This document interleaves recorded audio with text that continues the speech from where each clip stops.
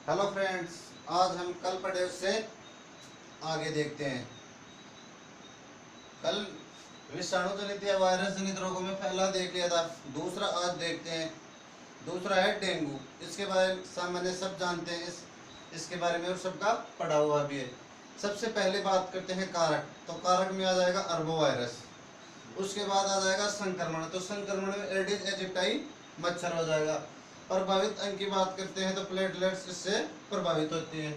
उसके बाद में रोग के लक्षण की बात करेंगे तो रोग के लक्षण में जैसे सिर में दर्द होना, जोड़ों में दर्द होना, तेज बुखार का आना, ये इसके मुख्य लक्षण हो जाएंगे। फैलने का कारण देखेंगे तो मुख्य रूप से मच्छर ही हो जाएगा। एडिस एजिप्टाई मच्छर वो इसको फैलने का प्रमुख कारण है।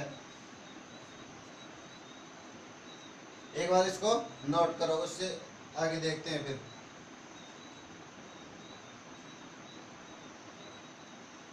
इसके बाद में हम देखेंगे रोग के लक्षण। लक्षण हो गए, उपचार देखेंगे उसके बाद में ये रोग के क्या उपचार है। तो सामान्य जैसे देखा जाए तो कीवी फल का सेवन हो जाएगा। इसके अलावा जैसे पपीता है उसके पत्तों का जूस हो जाएगा। उसके अलावा जैसे अनार का जूस है, ये सभी लिक्विड पदार्थ लेंगे इसके अंदर। और अच्छे चिकित्सक की देखरेख में एंटीबायोटिक टेबलेट्स का उपयोग करेंगे। तो एक बार ये लिखो, उसके बाद में देखते हैं।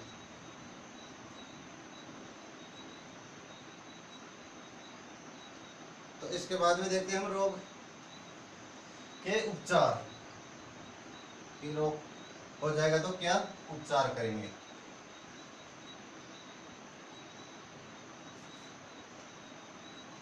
तो इधर लिखेंगे रोग के उपचार। तो सीधा लिख लो आप तो उपचार। तो सबसे पहले तो देखेंगे कि घरों के आसपास गंदा पानी इकट्ठा न होने दें, क्योंकि कोई भी रोग फैलता है तो गंदे पानी की वजह से फैलता है। तो सबसे पहले लिखेंगे कि घरों के आसपास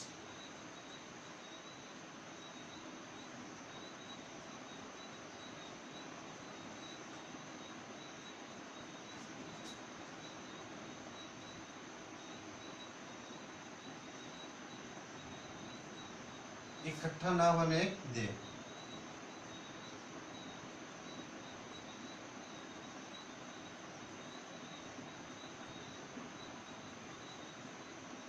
दूसरा लिखेंगे कीवी फल का सेवन करें।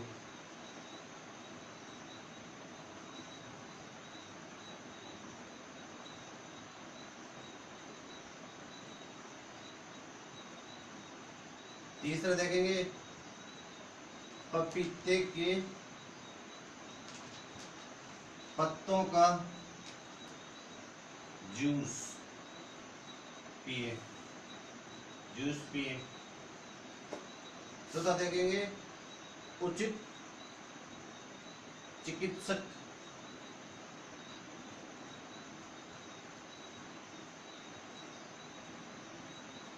की देख रेख में दवाइयों का प्रयोग करें।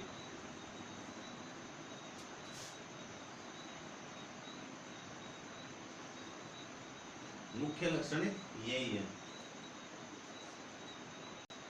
तो ये नोट करो, यानी उचित चिकित्सक की देखरेख में दवाइयों का उपयोग करें। एक बार इसको लिखो। इसके अलावा जैसे और भी लिख सकते हैं, तो आपके पास जगह है तो ये लिख सकते हैं कि रात्रि के समय मच्छरदानी का प्रयोग करें, इससे भी बचाव हो जाएगा।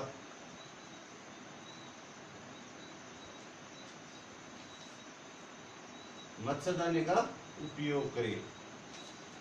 अगर मच्छरदानी का उपयोग करेंगे तो मच्छर काटेगा नहीं, डेंगू फैलेगा नहीं। उसके बाद में इसका टेस्ट और देख लेंगे कि कौन से टेस्ट के द्वारा इसका पता चलेगा कि डेंगू हो गया। तो मैं ऊपर लिख देता हूं, तब तक आप नोट करो। मैं यहाँ ऊपर लिख देता हूं टेस्ट, परीक्षण। हिंदी में लिखेंगे परीक्षण। तो इसका हो जाएगा टंग टेस्ट हो जाएगा। टंग टेस्ट यानी सलाइवा, सलाइवा बोल दो, लार बोल दो, इसका टेस्ट हो जाएगा, टंग टेस्ट हो जाएगा इसमें। उसके बाद आगे देखेंगे हम प्रोटोजोआ जनित रोग। ये नोट करो, प्रोटोजोआ जनित रोग में देखेंगे पहले मलेरिया देख लेंगे, इसके बाद में तो ये आपने नोट कर लिया होगा, मैं मिटा देता हूँ इसको। इसके बाद में देखते हैं प्रोटोजोआ जनित रोग, 3 नंबर पे आ गए। उसके बाद में देखेंगे फफूंद जनित या कवक जनित रोग, उसके बाद में कृमि जनित रोग, फिर उसके बाद में अगला टॉपिक पढ़ेंगे। तो नेक्स्ट लिखेंगे प्रोटोजोआ जनित रोग, 3 नंबर प्रोटोजोआ जनित रोग। जनित रोग आप लिख लेना, मैं इतना लिख देता हूँ, प्रोटोजोआ जनित रोग। फर्स्ट लिखेंगे इसके अंदर मलेरिया।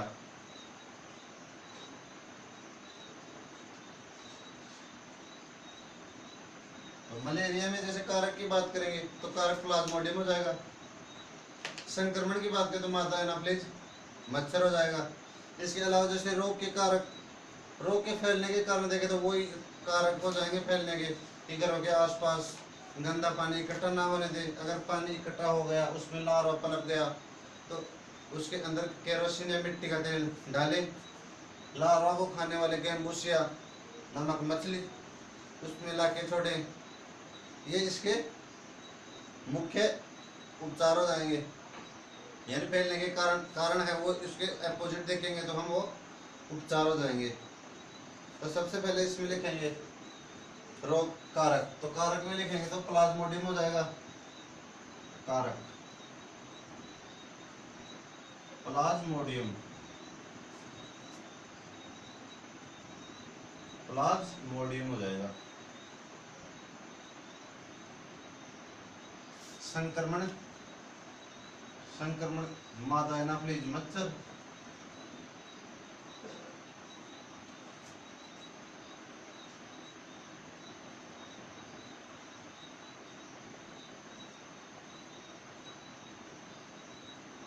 मच्छर हो जाएगा।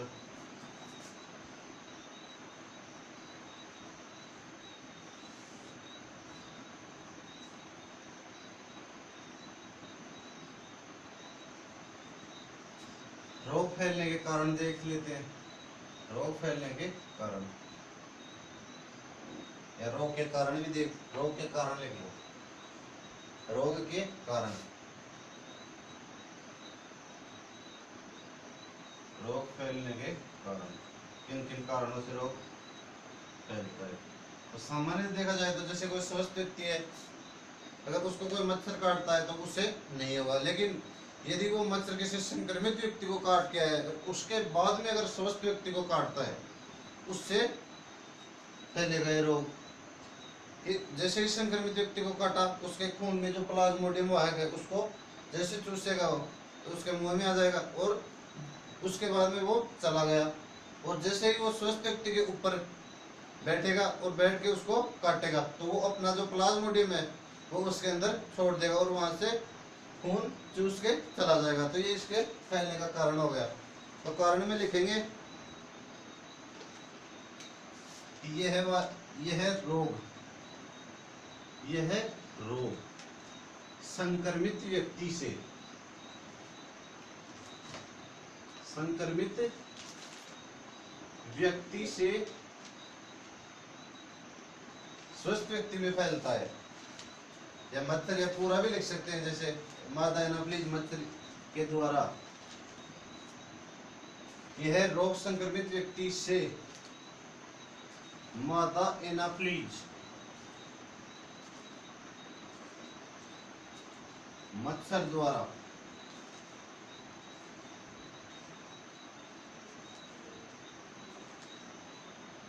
स्वस्थ व्यक्ति में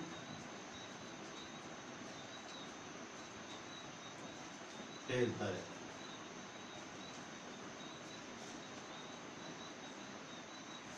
स्वस्थ व्यक्ति में फैलता है। एक बार नोट करो।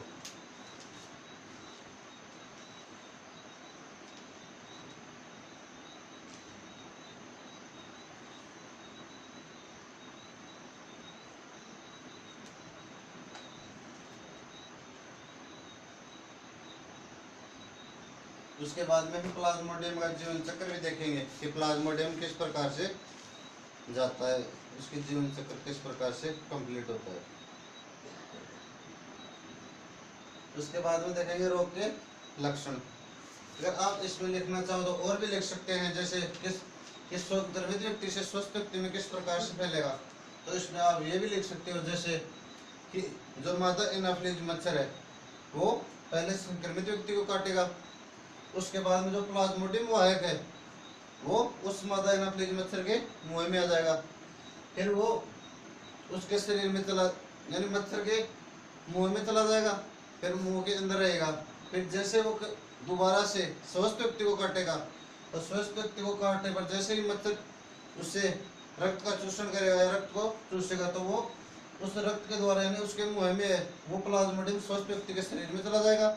वहां जाने के बाद लैंगिक निषेचन करेगा, निषेचन करके अपनी कॉपी बनाएगा और एक प्लाज्मोडियम अनेक प्रकार से प्लाज्मोडियम बनाते हुए यानी पूरी कॉलोनी का निर्माण कर लेगा और व्यक्ति को रोग ग्रसित कर देगा और जो उसकी प्लेटलेट्स हैं उसकी संख्या को धीरे धीरे कम कर देगा। ये बात आप और लिख लो। इसके बाद में हम देखेंगे कि रोग के लक्षण देख लेंगे कि इसकी वजह से क्या क्या लक्षण होते हैं, तो ये बात लिख लो। उसके बाद में अगर ये लिखना चाहे तो लिखा सकते हैं आप सीधा रोग के लक्षण देखो। चलो रोग के लक्षण लिखते हैं इसके बाद में। रोग के लक्षण की इस जब ये रोग हो जाएगा तो हमें क्या पता चलेगा कि हमारे मलेरिया हो गया, तो इसमें रोग के लक्षण लिखेंगे। तो रोग के लक्षण में पहला लिखेंगे आरबीसी की संख्या में कमी,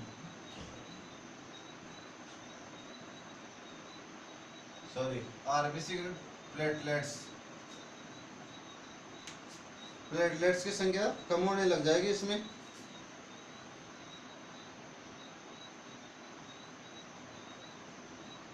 लक्षण लिखेंगे तो इसमें जैसे पहला लिखेंगे कपकपी देकर बुखार आना यानी सर्दी लगेगी। कपकपी का मतलब सर्दी लगेगी इसमें।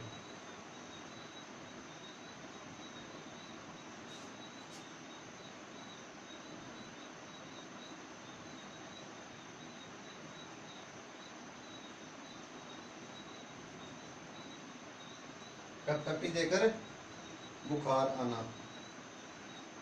ये इसका मेन लक्षण हो जाएगा। उसके अलावा भी है जैसे सर्दी या 3 से 4 दिन बाद दोहराव होगा इसका। 3 से 4 दिन बाद दोहराव होगा। दोहराव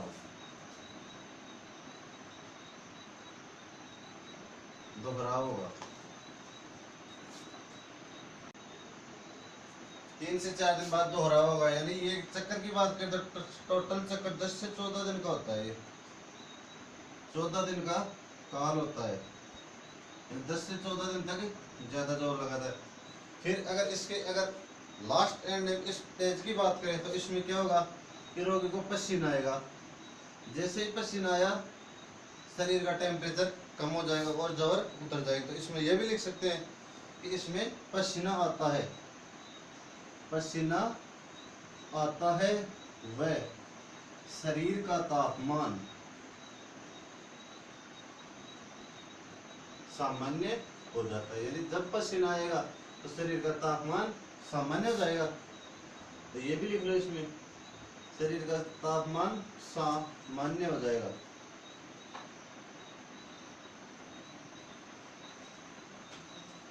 सामान्य हो जाता है, ये लिखो। उसके बाद आगे देखते हैं। ये आपने नोट कर लिया होगा। इसके बाद में देखते हैं हम रोग के उपचार।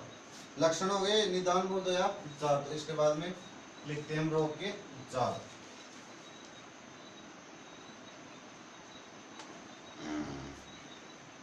रोग के उपचार।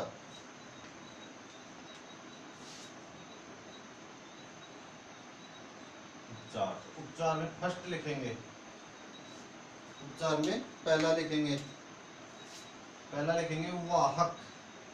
वाहक का मतलब जो उसको वहन करता है, मादा एनाब्लिज मच्छर। वाहक वह किसको वहन करता है? प्लाज्मोडियम को। तो प्लाज्मोडियम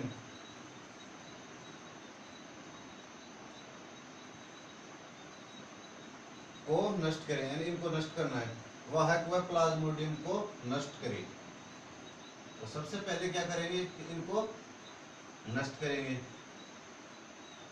वाहक, वाहक का मतलब मादा एनाब्लिज मच्छर, और किसका वहन करेगी? प्लाज्मोडियम प्रोटोजोआ का। तो इसको नष्ट करेंगे। उसके बाद में दूसरा लिखेंगे कि मच्छरदानी का प्रयोग करें। दूसरा नंबर वही हो जाएगा, मच्छरदानी का प्रयोग।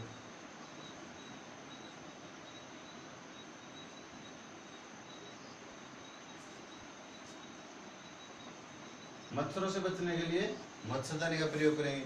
उसके अलावा जैसे देखेंगे तो तालाब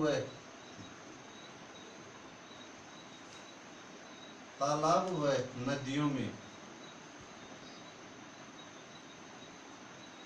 गेम्बुसिया नाम की जो मछली आती है उसको डाल देंगे, या मिट्टी का तेल डाल देंगे। तो सीधा लिख सकते हैं तालाब व नदियों में लार्वा को नष्ट करने के लिए, लार्वा को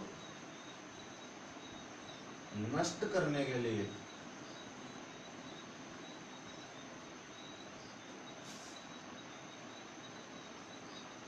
मिट्टी का तेल डालें, या केरोसिन लिख लो।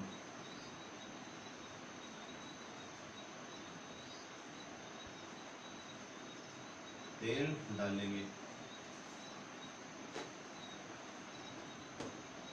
तालाब व नदियों में लार्वा को नष्ट करने के लिए क्या करेंगे? केरोसिन तेल डालेंगे। उसके बाद में चौथा देखेंगे, रासायनिक कीटनाशकों का प्रयोग करेंगे। जैसे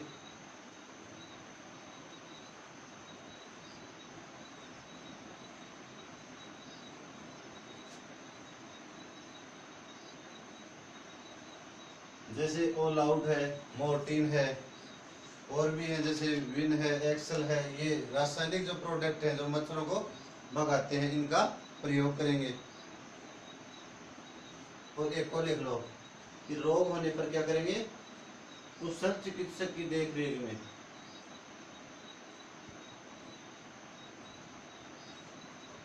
कुशल चिकित्सक की देखरेख में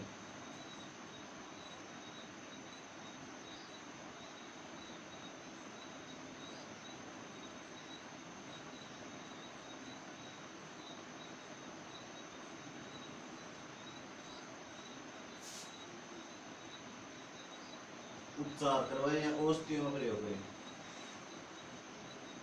औषधियों का सेवन करेंगे।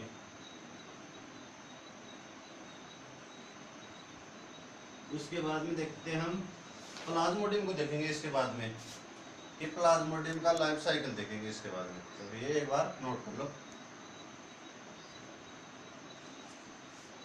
ये नोट कर लो। उसके बाद में प्लाज्मोडियम का जीवन चक्र देखेंगे। बाद में हम देख रहे हैं प्लाज्मोडियम का जीवन चक्र। तो जीवन चक्र में सबसे पहले जो अवस्था होती है प्लाज्मोडियम के, जो मुख्य में जो प्लाज्मोडियम वाहक होता है वो होता है स्पोरोजोइट अवस्था के अंदर। स्पोरोजोइट अवस्था के अंदर से जब वो जाएगा फिर यकृत सेल में, यकृत सेल में साइनोगोमी प्रोसेस के द्वारा विखंडन यकृत सेल में जाएगा, और यकृत के जो केंद्र है उसके अंदर स्पोरोजोइट सेल्स अपना केंद्र बना लेगा। फिर ये अपना केंद्र बहुविखंडन प्रोसेस के द्वारा विभिन्न प्रकार अलैंगिक जनन करता हुआ विभिन्न प्रकार की अनेक प्लाज्मोडियम वाहक बनाएगा। फिर यकृत सेल का स्फुटन हो जाएगा। यकृत सेल का स्फुटन होने पर जो दो प्रकार की सेल्स प्राप्त होंगी। पहली जो बड़ी सेल होगी उसको बोलेंगे क्रिप्टोमेसोजोइड्स सेल तथा जो छोटी सेल प्राप्त होगी उसे बोलेंगे क्रिप्टोमेरोजोइड सेल्स। जो बड़ी सेल होगी जिसे क्रिप्टोमेरोजोइड्स कहा गया है वो पुनः यकृत सेल अटैक करेगी और अन्य इस प्लाज्मोडियम वाहक को आरबीसी सेल्स तक लेकर जाएगी। और जब ये यहाँ से जो छोटी वाली सेल होगी जिसे क्रिप्टोमेरोजोइड्स कहेंगे वो आरबीसी में जाएगी। आरबीसी में जो हीमोजोइन कण है उसको बाहर निकालेगी। इस अवस्था को कहेंगे ट्रोफोजोइट अवस्था। फिर ट्रोफोजोइट अवस्था में परिवर्तन होगा, विकास होगा तो वो सिग्नेट रिंग प्रावस्था में कन्वर्ट हो जाएगी। सिग्नेट रिंग प्रावस्था परिवर्तन करके रिजेट या गुलाब वट अवस्था में जाएगी। फिर गुलाब वट अवस्था का आगे परिवर्तन होगा तो आरबीसी का निर्माण होगा। और आरबीसी जब रिजेट या गुलाब वट अवस्था से आरबीसी का यहाँ पे स्फुटन हो जाएगा। जब आरबीसी का स्फुटन होगा तो तेज बुखार आएगी। यहाँ से जो स्फुटन हुआ इससे स्पोरोजोइट तक की जो इस साइड की जो प्रोसेस है ये होती है अलैंगिक जनन की, ये मनुष्य में होती है। और ये इधर वाली जो प्रोसेस है ये होगी मच्छर के अंदर। तो जैसे यहाँ से आरबीसी का स्फुटन हुआ तो इस प्रोसेस ये आगे जाएंगी तो आगे जाके गेमेटोसाइट सेल्स का निर्माण करेंगी। गेमेटोसाइट सेल्स बनने की जो प्रक्रिया है उसे गेमेटोगोनी कहा जाएगा। फिर जो गेमेटोसाइट सेल्स है उसमें तो आरबीसी का स्फुटन हो गया। यहाँ से जो गेमेटोसाइट सेल्स प्राप्त हुई वो यहाँ मच्छर के आमाशय में जाएंगी। वहाँ पे अर्धसूत्री विभाजन के द्वारा एक नर युग्मक का निर्माण होगा और एक मादा युग्मक का निर्माण होगा। ये नर और मादा युग्मक आगे फर्टिलाइजेशन क्रिया द्वारा जाइगोट का निर्माण करेंगे। जो ये जाइगोट है ये लैंगिक क्रिया हो जाएगी इधर और इस वाली अलैंगिक प्रोसेस हो जाएगी। और फिर ये जाइगोट वापस से स्पोरोजोइट सेल्स में कन्वर्ट हो जाएगा। जो यहाँ से जो प्रोसेस है आगे की ये सारी कंप्लीट प्रोसेस मच्छर के अंदर होगी। तो जो यहाँ से जो जाइगोट बनेगा वो मच्छर के क्रोप में बनेगा, यानी मच्छर के आमाशय के अंदर बनेगा। यहाँ से जो स्पोरोजोइट निर्माण होगा वो मच्छर के लार में चला जाएगा। एक बार फिर से देख लेते हैं इसको, किसी के ना समझ में आया हो दोबारा देख लेना। सबसे पहले जब मच्छर हमें काटता है तो स्पोरोजोइट सेल्स प्रवेश करती है। जैसे ही स्पोरोजोइट सेल्स हमारे अंदर प्रवेश करती है ये सीधा यकृत सेल पे अटैक करती है। कहाँ पे करेगी अटैक? यकृत सेल पे। अटैक का मतलब आक्रमण करेगी। जैसे यकृत सेल पे आक्रमण करेगी तो यकृत सेल का केंद्रक है उसको ये अपने केंद्रक में मिला लेगा, ये प्लाज्मोडियम। और इस प्रोसेस को हम बोलेंगे साइजोगोनी प्रोसेस। फिर जो साइजोगोनी प्रोसेस के द्वारा जो यकृत सेल हमें जो भी खंडित बोल सकते हैं इसको, यानी इसके अंदर प्लाज्मोडियम या स्पोरोजोइट्स का केंद्र भी इस सेल्स के अंदर सम्मिलित हो गया। फिर ये जो यकृत सेल है हमारे पास उसमें बहुविखंडन प्रोसेस द्वारा, यानी बहुविखंडन यानी एक से अधिक टुकड़ों में बढ़ जाएगी वो। जैसे एक से अधिक टुकड़ों में बढ़ेगी तो अनेक प्रकार की सेल्स का निर्माण होगा। उसमें दो प्रकार के सेल्स होंगी, जो यानी विभिन्न सी सेल होंगी उसमें दो प्रकार की सेल प्राप्त होंगी। जो बड़ी वाली सेल्स प्राप्त होगी उसे क्रिप्टोमेरोजोइड्स कहा जाएगा। और जो छोटी वाली जो ये सेल दिख रही है आपको, ये वाली जो छोटी वाली सेल दिख रही है ये इसको क्रिप्टोमेरोजोइड सेल्स कहा जाएगा। ये क्रिप्टोमेरोजोइड सेल्स आगे आरबीसी में जाएगी तथा जो बड़ी वाली सेल्स है वो प्री इरिथ्रोसाइट्स साइकिल के द्वारा वापस यकृत सेल्स के अंदर चली जाएंगी और वहां से नई यकृत सेल्स को प्रभावित करेंगी। और जो छोटी वाली जो सेल्स है क्रिप्टोमेरोजोइड्स वो आरबीसी में जाएगी। फिर आरबीसी के अंदर जाकर हीमोजोइन जो कण है आरबीसी के उस कणों को बाहर निकालेगी। तो इस प्रोसेस को हम कहेंगे ट्रोफोजोइट्स अवस्था। फिर ट्रोफोजोइट्स अवस्था में परिवर्तन होगा। परिवर्तन होने के बाद सिग्नेट रिंग अवस्था बनेगी। यानी रिंग के लायक, यानी रिंग का मतलब गोल आकार, रिंग अंगूठी लायक स्ट्रक्चर बनेगी। फिर ये स्ट्रक्चर इसके अंदर आगे और फर्दर डिवीजन होगा, परिवर्तन होगा तो ये रिजेक्ट या गुलाब वट प्रावस्था के अंदर कन्वर्ट हो जाएगी। जैसे ही गुलाब वट प्रावस्था में कन्वर्ट होगी तो ये गुलाब वट प्रावस्था फिर आगे परिवर्तन करेगी तो यहाँ ये जो सेल है ये आगे जाके स्फुटित हो जाएगी। जो जो ये सेल थी वो यहाँ से देखो, तो आप दोबारा बता दीजिए।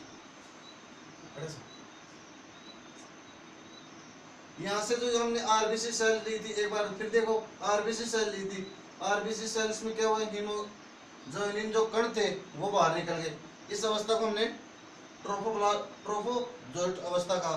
फिर जो ट्रोफोजोइट अवस्था है उसका परिवर्तन हुआ तो रिंग लाइक स्ट्रक्चर बनी, जिसे हम क्या कहा, सिग्नेट रिंग अवस्था कहा। फिर उसमें परिवर्तन हुआ, परिवर्तन होने के बाद एक और स्ट्रक्चर बने जिसे हमें, यानी जो गुलाब के जो पंख है उसके समान दिख रहे हैं, इसलिए इसे गुलाब वट प्रावस्था कहा गया है। यानी अगर गुलाब के फूल को देखेंगे, पुष्प को देखेंगे तो इसी प्रकार की संरचना दिखती है उसमें, इसलिए इस जो आरबीसी की जो ये अवस्था है इसे गुलाब वट प्रावस्था कहा गया। इसमें आगे जो परिवर्तन हुआ तो उससे क्या हुआ, आरबीसी का स्फुटन हो गया, यानी आरबीसी फूट गई, एक प्रकार से ऐसे मान सकते हैं आरबीसी फट गई। यहाँ से जैसे ही आरबीसी फटेगी तो तेज बुखार होगी, तेज बुखार आएगी। तो ये जो यहाँ से आरबीसी का स्फुटन है, यहाँ से लेकर जो स्पोरोजोइट से प्रोसेस चली थी और आरबीसी स्फुटन तक, ये जो प्रोसेस है ये सब मनुष्य के अंदर होती है। और इससे जो आगे वाली प्रोसेस है वो होगी मत्सर के अंदर। तो जैसे ही आरबीसी का स्फुटन हुआ, आरबीसी का स्फुटन होते ही गेमेटोसाइट सेल्स का निर्माण हुआ। जो गेमेटोसाइट सेल्स का जिस प्रक्रिया के द्वारा निर्माण हुआ उसे गेमेटोगोनी प्रावस्था कहा जाता है। गेमेटोसाइट्स का निर्माण हुआ है, उसके बाद में मियोसिस डिवीजन यानी अर्धसूत्री विभाजन, अर्धसूत्री विभाजन के द्वारा दो सेल्स का निर्माण हो गया। जो फर्स्ट सेल, एक सेल से नर युग्मक का निर्माण, दूसरी सेल से मादा युग्मक का निर्माण। अर्धसूत्री विभाजन होगा तो आपको भी पता है 2n सेल्स है, अर्धसूत्री विभाजन होगा तो द्विगुणित सेल से अगुणित सेल्स का निर्माण होगा। तो जैसे ही जो यहाँ पे आरबीसी स्फुटन हुआ, यहाँ 2n सेल्स थी प्लाज्मोडियम की, वो यहाँ जब अर्धसूत्री विभाजन होगा तो अगुणित अवस्था में बदल जाएगी। तो यहाँ एक नर युग्मक और एक मादा युग्मक का निर्माण होगा जो अगुणित अवस्था में है। ये सब प्रोसेस मत्स्य के पेट में होगी, यानी आमाशय भाग में संपन्न होती। यहाँ से फिर नर और मादा युग्मक का संयुग्मन होगा या निषेचन होगा। निषेचन होगा तो हमारे पास एक प्रावस्था बनेगी जिसे हमें जायगोट कहेंगे, जायगोट का निर्माण होगा। ये जो मत्स्य में जो ये प्रोसेस हो रही है ये हो रही है लैंगिक जनन, और इसके अलावा जैसे जो मानव में हो रहा है ये सब हो रही है अलैंगिक जनन। तो एक बार यहाँ से दोबारा देख लेंगे कि आरबीसी का स्फुटन हुआ, आरबीसी का स्फुटन होने के बाद जो गेमेटोसाइट सेल्स बनी, वो गेमेटोसाइट सेल्स अर्धसूत्री विभाजन के द्वारा दो सेल्स में डिवाइड हो जाती है। एक नर मादा सेल या मादा युग्मक बोल देंगे, नर सेल्स या नर युग्मक बोल देंगे, दोनों का निषेचन होगा, निषेचन होगा जायगोट का निर्माण होगा। और ये जो जायगोट है वो मत्स्य के पेट में या आमाशय भाग में परिवर्तन करके स्पोरोजोइट्स का निर्माण करेगा जो मत्स्य के लार में आ जाएगा। तो ये आपका चक्कर है। ये जो क्रिया है यहाँ से जो आरबीसी स्फुटन हुआ यहाँ से लेकर स्पोरोजोइट्स के निर्माण की ये प्रक्रिया है लैंगिक जनन की। और स्पोरोजोइट से लेकर आरबीसी का जो स्फुटन हो रहा है ये प्रतिसेल से होते ये चक्कर है अलैंगिक जनन का। ये स्पोरोजोइट से आरबीसी का स्फुटन ये प्रोसेस मनुष्य के अंदर होगी। आरबीसी स्फुटन से लेकर जो गेमेटोसाइट सेल्स नर युग्मक, मादा युग्मक, निषेचन, जायगोट और स्पोरोजोइट ये सेल्स मत्स्य के अंदर होगी। इस चीज को नोट कर लो। अगर आपको फिर भी समझ में नहीं आया तो वीडियो को बार बार देखो, एक बार नहीं, दो बार नहीं, जब तक समझ में नहीं आए तब तक आगे नहीं बढ़ना है। इस चीज को देखना है, क्लियर करना है। आज की क्लास में इतना ही, ओके। इसके बाद में आगे जो डिस्कशन करेंगे, इसको लिखेंगे, वो कल करेंगे काम। अगर आपको हमारा वीडियो पसंद आया लाइक करें, चैनल को सब्सक्राइब करें तथा कमेंट में जरूर बताएं हमें, जिससे मोटिवेशन मिलेगा और आने वाले वीडियो इससे भी बेहतर वीडियो बनेंगे। Thank you. जय हिंद, जय भारत।